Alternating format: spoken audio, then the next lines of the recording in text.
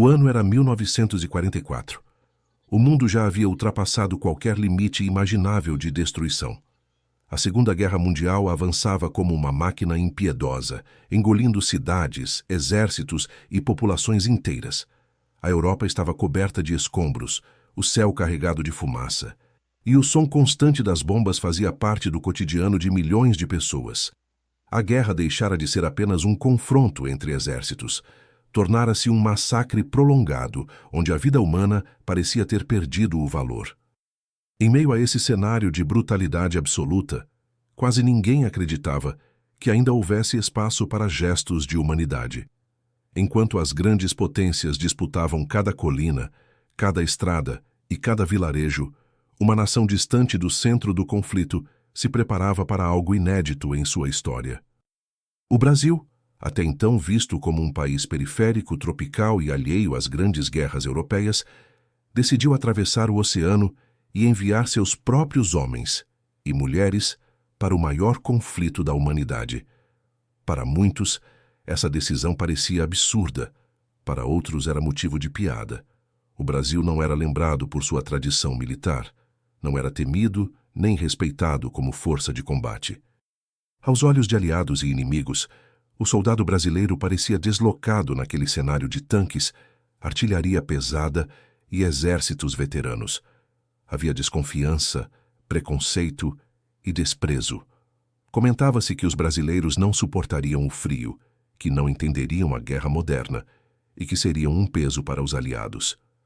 O exército brasileiro era tratado como improvisado, atrasado e despreparado para enfrentar a brutalidade do fronte europeu. Foi nesse clima de descrédito que uma frase ganhou força. Dizia-se que seria mais fácil uma cobra fumar cachimbo do que o Brasil mandar tropas para lutar na Europa. A expressão carregava ironia e desdém. A cobra fumando simbolizava o impossível, algo que jamais aconteceria. A frase circulava entre militares, políticos e até entre civis. O Brasil, segundo essa lógica, nunca pisaria em um campo de batalha europeu. Mas a guerra não respeita ironias. Submarinos alemães passaram a atacar navios mercantes brasileiros no Atlântico, matando civis e levando o conflito para perto de casa. A neutralidade tornou-se insustentável. A pressão interna cresceu. A população exigia uma resposta. E, contra todas as expectativas, o impossível aconteceu. A cobra fumou. O Brasil declarou guerra ao eixo e organizou a Força Expedicionária Brasileira. Homens de diferentes regiões, classes sociais e origens foram convocados. Muitos jamais haviam visto neve. Muitos nunca tinham saído de suas cidades natais. Eles não carregavam apenas armas e equipamentos, levavam consigo sua cultura, seus valores e sua maneira particular de enxergar o mundo. Junto com eles, algo igualmente improvável cruzava o oceano. Mulheres brasileiras, enfermeiras militares, treinadas para cuidar dos feridos em um dos ambientes mais hostis que um ser humano poderia enfrentar. Quando os brasileiros chegaram à Itália, o choque foi imediato. O cenário era devastador. Vilarejos destruídos, estradas cobertas de lama, campos minados e uma população civil traumatizada por anos de ocupação e bombardeios. O preconceito também estava presente. Os brasileiros foram recebidos com desconfiança, tanto pelos aliados quanto pelos próprios italianos, que não sabiam o que esperar daquela tropa improvável. O símbolo da cobra fumando, antes usado como deboche, foi adotado com orgulho pelos próprios soldados. Tornou-se um ato de afirmação. Se ninguém acreditava neles, eles acreditariam uns nos outros. A cobra não apenas fumou, ela marchou, lutou e deixou sua marca. E não deixou apenas marcas de batalha, deixou marcas humanas.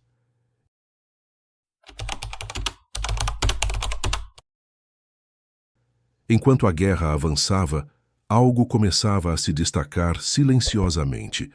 Não eram apenas as vitórias militares ou a resistência em combate. Era o comportamento, a forma como os brasileiros tratavam aqueles que encontravam pelo caminho, civis, prisioneiros, feridos.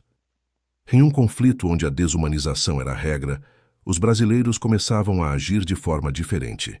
Com o avanço da força expedicionária brasileira pela Itália, a guerra deixava de ser apenas um conceito distante e se tornava uma realidade diária, marcada por dor, medo e perdas constantes.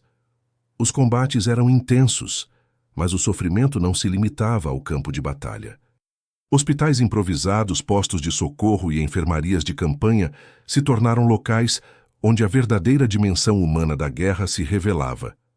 Era ali que soldados feridos chegavam ensanguentados, exaustos e muitas vezes à beira da morte. E foi nesses espaços que a presença brasileira se mostrou ainda mais singular. As enfermeiras da FEB desempenharam um papel fundamental nesse cenário. Mulheres brasileiras que atravessaram o oceano não para empunhar armas, mas para salvar vidas. Elas atuavam sob bombardeios com recursos limitados e jornadas exaustivas. Tratavam ferimentos graves, amputações, queimaduras e traumas profundos, muitas vezes sem o suporte adequado. Ainda assim, mantinham uma postura de cuidado que ia além do tratamento físico.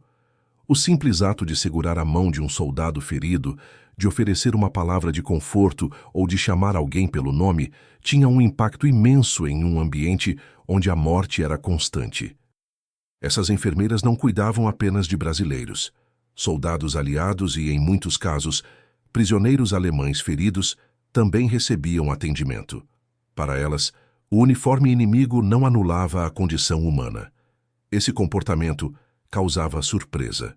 Em um conflito marcado pela brutalização do adversário, a escolha de tratar todos os feridos com dignidade se tornava um gesto quase revolucionário.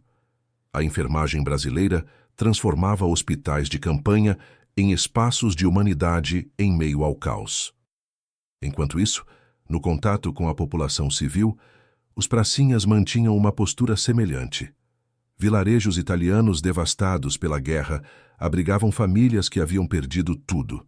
Mulheres tentavam proteger seus filhos, crianças vagavam entre ruínas, idosos buscavam abrigo onde fosse possível. Em vez de hostilidade, os brasileiros ofereciam ajuda. Dividiam comida, ajudavam a reconstruir pequenas estruturas, auxiliavam no transporte de feridos civis e demonstravam respeito. A barreira do idioma não impedia a comunicação. Gestos simples falavam mais alto do que palavras. Esse comportamento criava laços improváveis. Crianças italianas passaram a seguir os soldados brasileiros pelas ruas, atraídas não apenas pela curiosidade, mas pela sensação de segurança. Em um continente traumatizado pela violência, os brasileiros eram vistos como menos rígidos, mais próximos e mais humanos. Essa percepção se espalhou rapidamente entre a população local. Onde a FEB estava presente, havia menos medo. O contraste se tornava ainda mais evidente quando se observava o tratamento dado aos prisioneiros de guerra. Em muitas frentes do conflito, prisioneiros eram tratados com brutalidade, submetidos a humilhações ou executados sumariamente. O ódio acumulado transformava o inimigo em algo desprovido de valor. Entre os brasileiros, no entanto, a rendição significava o fim da violência. Prisioneiros eram desarmados, alimentados e encaminhados para a retaguarda. Os feridos recebiam atendimento médico, muitas vezes pelas mesmas enfermeiras que cuidavam dos brasileiros. Relatos indicam que soldados alemães demonstravam surpresa ao serem tratados com respeito, após combates intensos. Esse espanto revela muito sobre o ambiente geral da guerra. O simples cumprimento das regras básicas de humanidade se tornava algo excepcional. Para os pracinhas e para as enfermeiras brasileiras, no entanto, esse comportamento parecia natural. Era reflexo de valores trazidos de casa, de uma cultura acostumada à convivência e à adaptação. Aos poucos, a imagem do Brasil começava a mudar. O exército desacreditado dava lugar a uma tropa respeitada, não apenas por sua resistência em combate, mas por sua conduta. Oficiais aliados passaram a reconhecer que a presença brasileira contribuía para reduzir tensões com a população civil. Os hospitais de campanha onde atuavam enfermeiras brasileiras ganhavam reputação de acolhimento e eficiência, mesmo em condições adversas. Essa combinação de firmeza no combate e humanidade no tratamento do outro se tornava uma marca da FEB. A cobra que fumava agora representava mais do que um desafio superado. Representava uma forma diferente de enfrentar a guerra. Uma forma que reconhecia a violência como necessária em combate, mas que se recusava a permitir que ela dominasse completamente o espírito humano.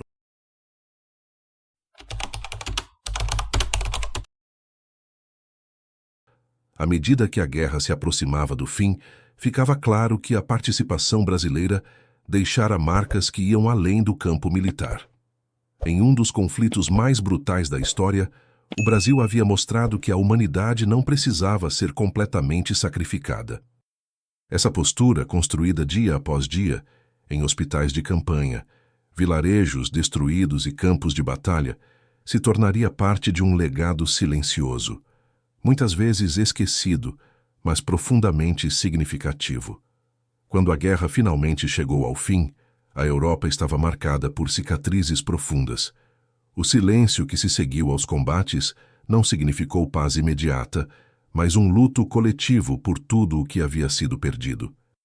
Os soldados e enfermeiras brasileiros deixaram a Itália carregando lembranças que jamais os abandonariam. Muitos voltaram para um país que pouco compreendia o que havia sido enfrentado do outro lado do oceano. A vitória havia sido conquistada, mas o reconhecimento demorou a chegar. Para muitos pracinhas e para muitas enfermeiras, o retorno foi marcado pelo anonimato e pelo esquecimento. Ainda assim, o legado da participação brasileira na Segunda Guerra Mundial permaneceu vivo na memória de quem testemunhou sua atuação. Civis italianos continuaram a lembrar dos brasileiros como soldados diferentes, não apenas por sua bravura em combate, mas pela forma como trataram pessoas comuns em um período dominado pelo medo e pela violência. Mulheres, crianças e idosos encontraram nos pracinhas respeito e proteção. Feridos encontraram cuidado. Prisioneiros encontraram dignidade. Em uma guerra que ensinou a destruir, os brasileiros insistiram em preservar. As enfermeiras da FEB deixaram uma marca especialmente profunda. Elas provaram que a coragem não se manifesta apenas no campo de batalha. Manifestou-se também em hospitais improvisados, sob bombardeios diante de corpos mutilados e sofrimento constante. Cuidaram de soldados brasileiros, aliados e inimigos, sem distinção.